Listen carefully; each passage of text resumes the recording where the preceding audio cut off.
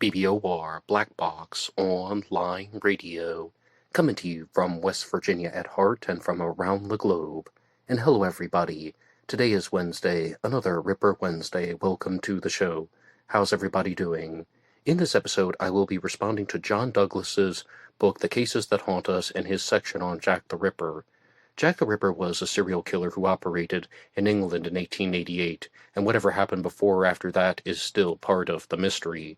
And John Douglas also created a psychological profile for the FBI about Jack the Ripper, and I did a standalone episode about that here on BBOR, so I will just save you guys some time and share some basic info.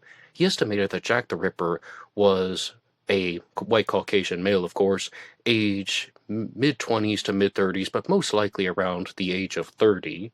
That's in estimation.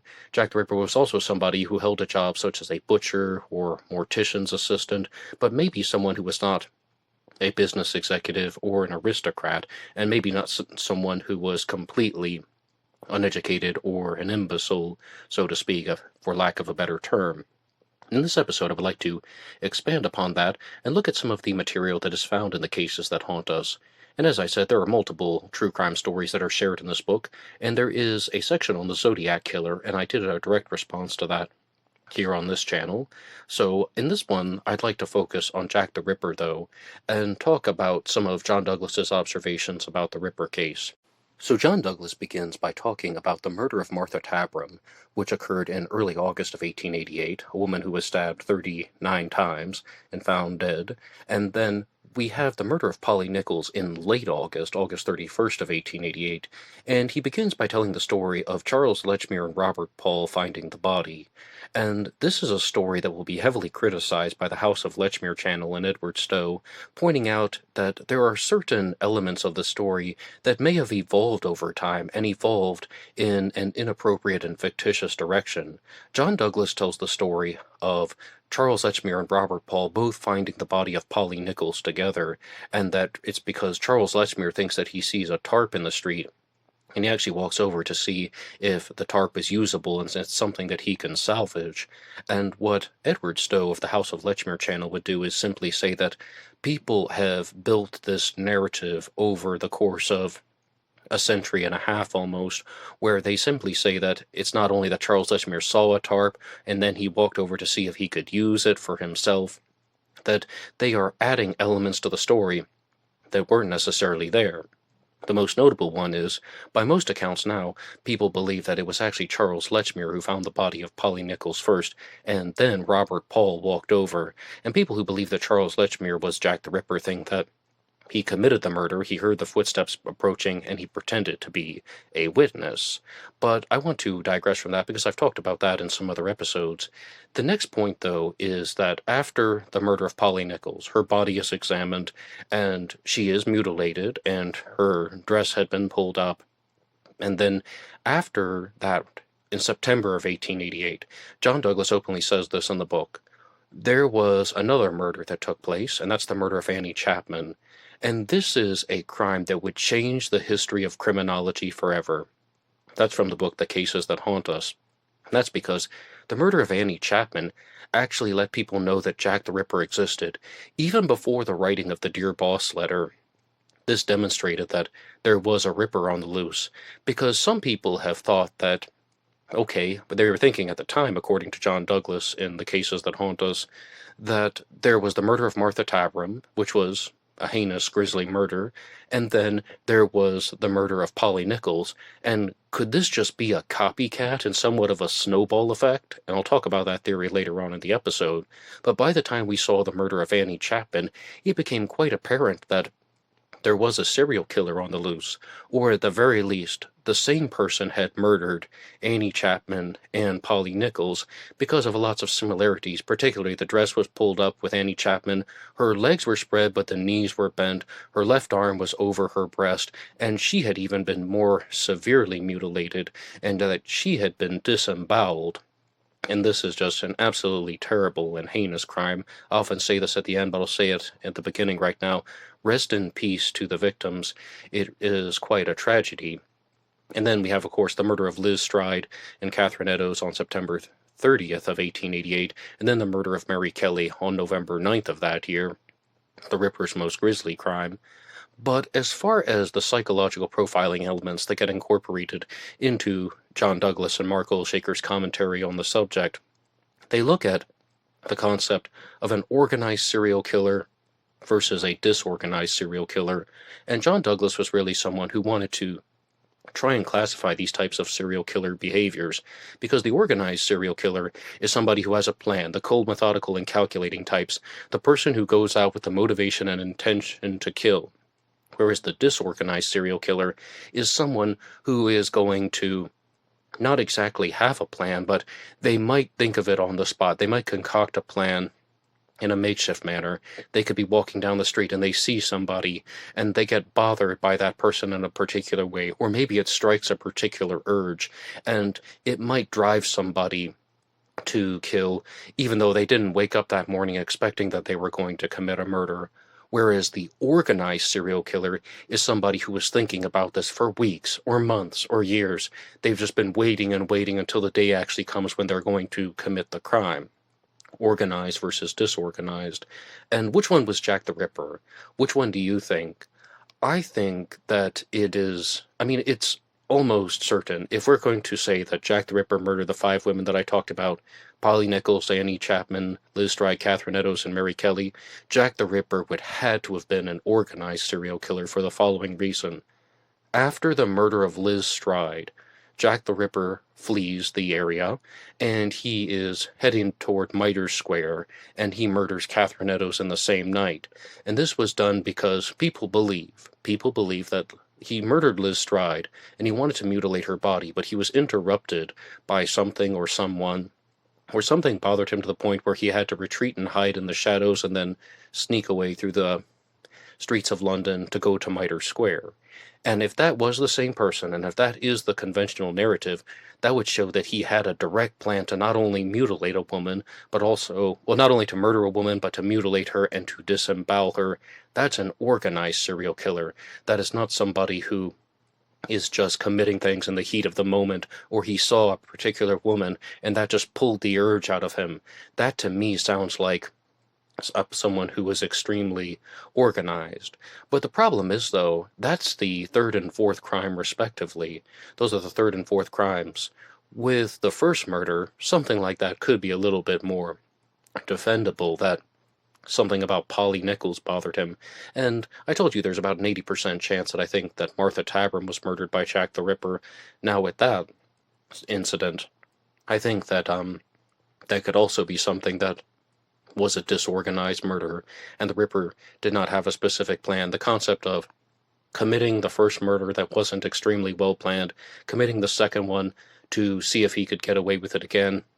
By the 3rd, 4th, and 5th crimes, he's established a pattern of behaviors and an identity. So, what do you think? Do you think the Ripper was organized or disorganized? And please weigh in the comment section down below and share anything you think. You can also hit the like button and subscribe if you want to follow along with all of these Jack the Ripper discussions. Now, John Douglas will expand upon the concept of organized versus disorganized serial killers, and what do these types of behaviors actually mean? Because an interesting thing that he has pointed out is that the disorganized serial killer is much less likely to commit a type of sexual assault, but particularly rape is what it says in the book, The Cases That Haunt Us. The disorganized serial killer is less likely to commit a crime like rape. The rapist is going to go out and just look for victims because he's following a sexual urge. I mean, he knows that he is going to be feeling this way. He's feeling this way regularly, so he's going out to try and find victims.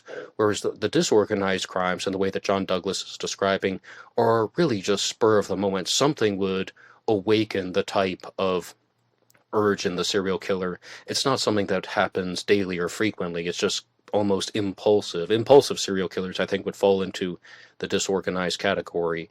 But another thing that has been shared is that sometimes there are sexual assaults that are not rapes. And a clear example of this is penetration with a foreign object. And I'm talking about this in the legal sense. You just that is definitely a type of rape, but you might call it something else in terms of legal punishments. And when a killer is committing penetration with a foreign object, then they are most likely a male who is dealing with a type of sexual inferiority, feeling like he is not strong in the sexual department. And there might be genuine cases of impotency, like someone is actually impotent and their sexual organs do not function. There is evidence that the Ripper experienced this, and what John Douglas lays out in the book The Cases That Haunt Us is Jack the Ripper was disemboweling the women, and that could have showed some type of embarrassment or shame about the sexual feelings that he was experiencing. He may have felt that he was somewhat inferior in a masculine way, so he was not only targeting women to prove that he could dominate them, to try and demonstrate that he had the ability to commit the murders, and not only commit the murders, but also disembowel the women. It had a sexual signature, not even something that was immediately gratifying to him. It's almost leaving a sexual signature, showing that this is why he's doing it in his own mind. It might have had some type of underlying meaning to him, something that could have even been unconscious, but he's showing and revealing a sexual message when he is mutilating the women. That would explain why Liz Stride was murdered but not mutilated, and the Ripper's just feeling like he has to murder another woman and mutilate her, that is his true ambition.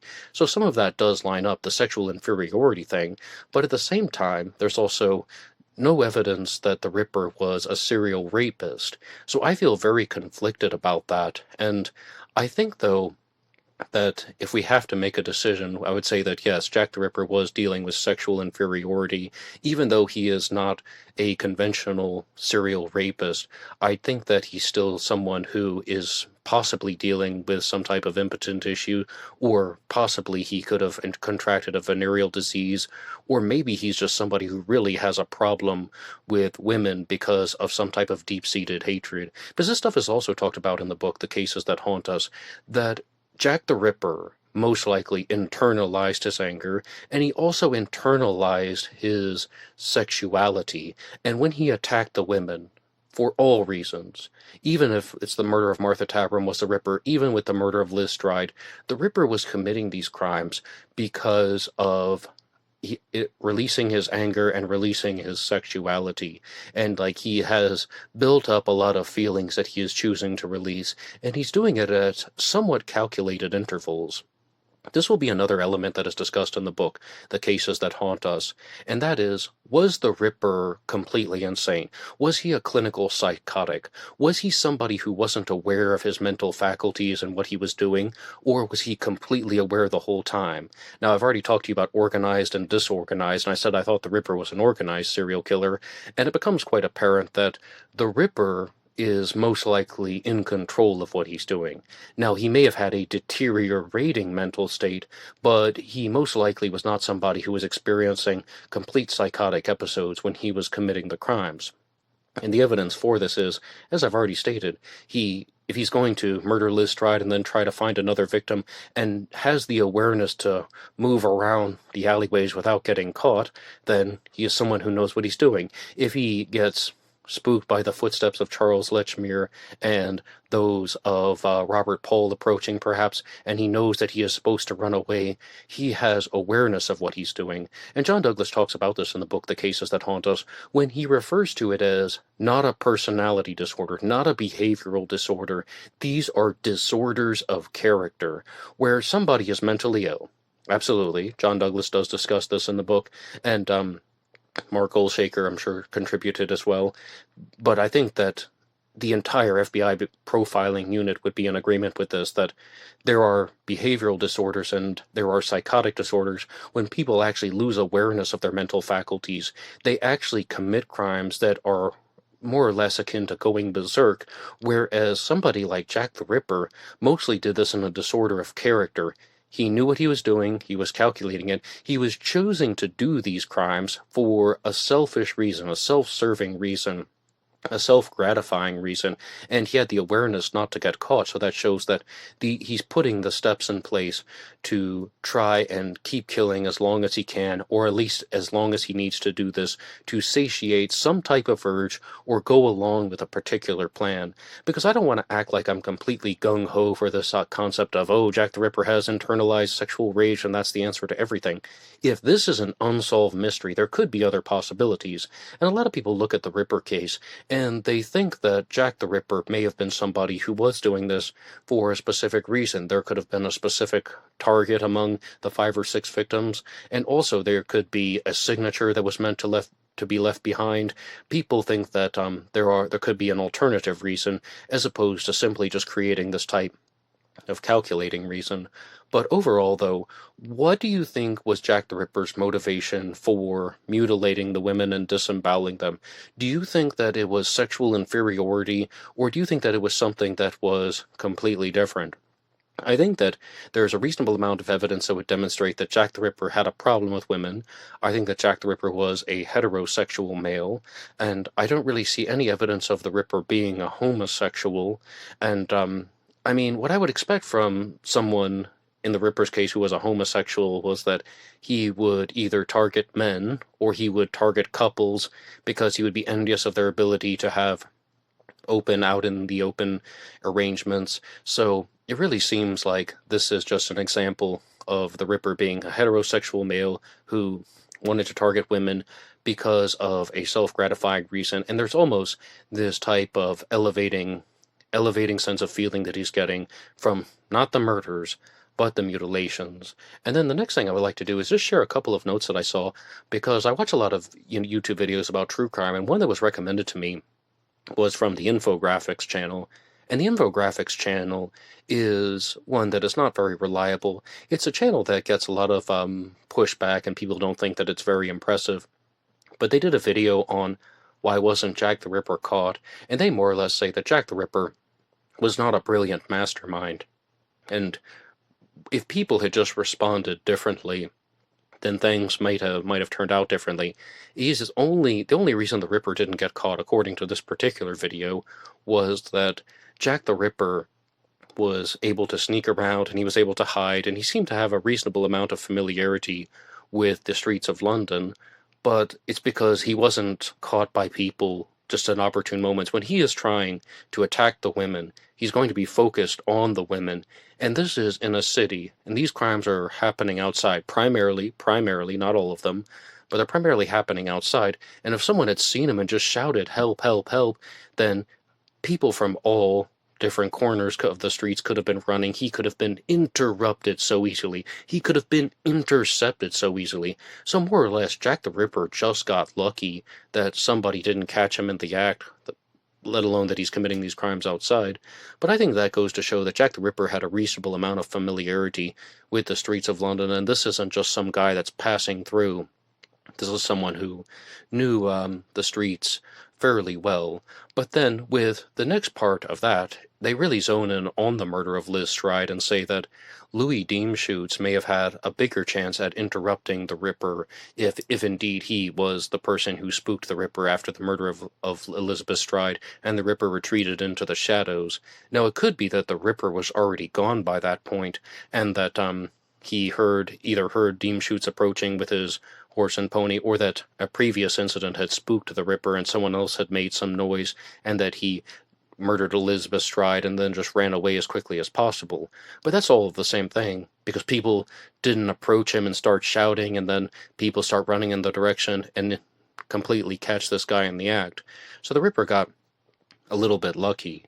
But what do you think about the concept of Jack the Ripper being extremely smart or just extremely lucky? What do you think about the concept of Jack the Ripper not being a psychotic, not being someone who would have been found not guilty by mental disease or defect, but more or less, I think let's just put everything in conclusion right now. Jack the Ripper was someone, according to John Douglas and his observations, that was aware of his mental faculties. It's what he called the character disorder. He knew that what he was doing was illegal. He knew that he was breaking the law by murdering women. He may have even understood that it was an immoral thing to do, but he was choosing to do it anyway because it was part of his self-serving agenda.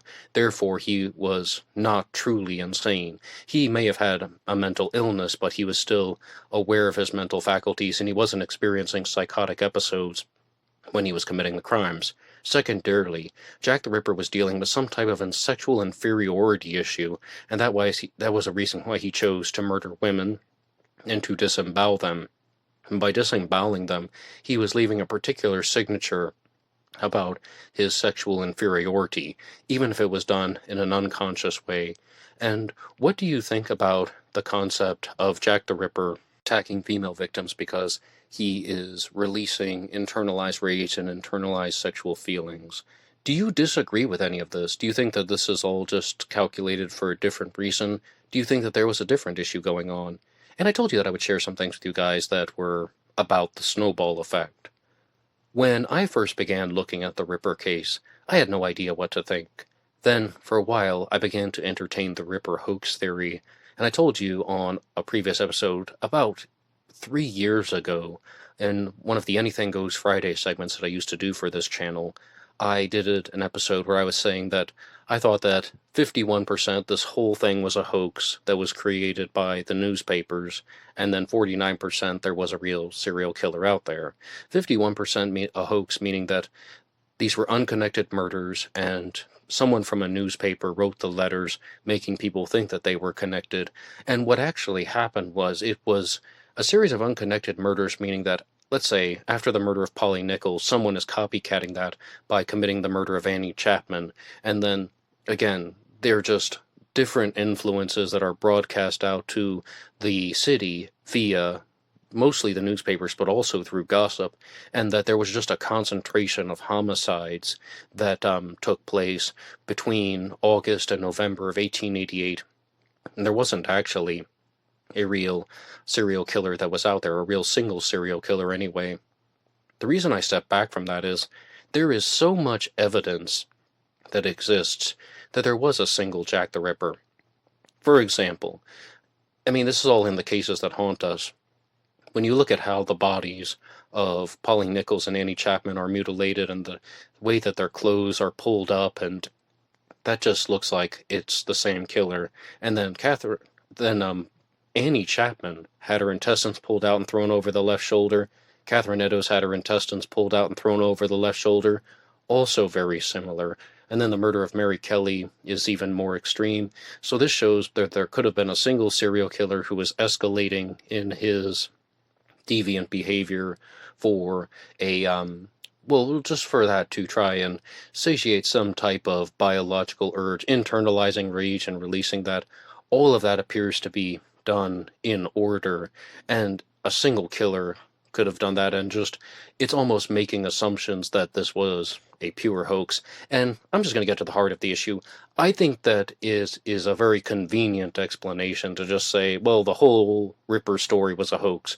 Oh, yeah, it was created by the newspapers. Somebody wrote the Dear Boss letter and the Saucy Jackie postcard, and then somebody wrote the From Hell letter. It was a prank from a medical student, and then this is just a series of events that has been put into place, almost like a domino effect versus a snowball effect. I mean, it's both of them. It's just that one thing would lead to another, and you just have to be... It's a very convenient explanation, but at the same time, that is making so many assumptions. I repeat, assumptions, that these crimes are just all committed by different people. It's easy to say, oh, well, there was no Jack the Ripper, and just put a lid on it, case closed. But once you actually get under the surface, evidence for a single killer becomes very apparent. Now, I told you that the From Hell letter could be a prank that was done by a medical student. Now, some of that is discussed in the book, The Cases That Haunt Us, and this isn't exactly the direct interpretation of the evidence that is in the book, but rather it says, could Jack the Ripper have been a medical student? That's a question that's directly asked to the reader. Could Jack the Ripper have been a doctor? That's directly asked to the reader. And John Douglas would go on to say, most people think it's possible that somebody who's supposed to help and heal people could also be a killer. Most people, huh? I mean, everybody should think that a doctor is capable of being a serial killer, because I really found that that's just, of course doctors can be serial killers. I'm sure you're already thinking about doctors right now. You can think about somebody like Dr. Death, Harold Shipman, or you can even just think about people who poison their patients. I mean, like some of the other doctors would come to mind, or even have people like Dr. Kermit Gosnell, who was someone who was committing illegal abortions and so on. Doctors are always going to be capable of this, and it's not going to say that, you can't say that it's impossible for a doctor not to be a serial killer, a medical student not to be a serial killer. And if you have any examples that come to mind, you can put them in the comments section down below. That is just something that I also wanted to throw out there from the book, The Cases That Haunt Us. And overall, though, I think that this chapter was reasonably well done, and I liked it more than the chapters on the Zodiac Killer. And that was actually done as part of one of the live streams. For the summer, on Tuesdays and Thursdays, I'm going to be going live here on Black Box Online Radio, and that will be done at 10:30 a.m. Eastern Standard Time. And if you're listening to this in the future, you can check out some of the backlog of the live streams. They're done under the name of True Crime Talk Radio in the morning here on BBOR. And if you want to support all of these efforts, you can go through some of the links in the description box. One of them is for BuyMeACoffee.com, BuyMeACoffee.com/BlackBoxNid88, and that allows you to make a donation or contribution to help support the show. And anybody who makes a donation will get a shout out on Zodiac Monday. And in addition to Zodiac Monday and Ripper Wednesday and True Crime Talk Radio in the morning, I'll also do a segment every Friday about D.B. Cooper, if you're curious about that case as well. So I guess the final challenge question would be, what do you think about the Ripper hoax theory and the snowball effect, how one crime led to another, and that there's a series of copycats and unrelated murders? I would love to know what you guys think about that. And to the credit of John Douglas and Mark Olshaker for this book, The Cases That Haunt Us, they are two people who say that it wasn't uncommon for murder to take place in Whitechapel. One of the first things you might experience when you're looking into the Jack the Ripper story is that murder was very uncommon. There was lots of crime, there was lots of poverty, but murder was an uncommon occurrence. And these guys are saying, no, murder was actually a common occurrence. And I tend to agree with that for the following reason. The more I look at the Ripper story, the more I find examples of how there are other murders that took place in England and London and Whitechapel, and I've gone through a lot of them on the channel. I have standalone episodes on the murder of Emily Horsnell from 1887, and then Alice Mackenzie and Francis Coles, people who are included in the Whitechapel murders, and I discussed the murder of Emma Smith in an episode called Jack the Ripper, The Early Crimes, which you can check out. So there are crimes that took place. And then you have other murders that are done in different ways, such as the murder of Miriam Angel, which was committed by Israel Lipsky, although I don't think that that's what Mark Olshaker and John Douglas were referring to, but murder happened more frequently than people thought. And also you have suspicious deaths, such as the death of Annie Millwood, and I'm going to be doing a bigger presentation on all of this in the near future. So I just wanted to point out that I give them credit for that. But what do you think about the Ripper hoax theory? And you can put anything you want in the comments section down below. Anybody can write the show at BlackBoxOnlineRadio@AOL.com. You can also get me on Facebook. My personal Facebook is in the description box. And there is always BlackBoxNid88 over on Instagram. And I will see you over there. Until next time.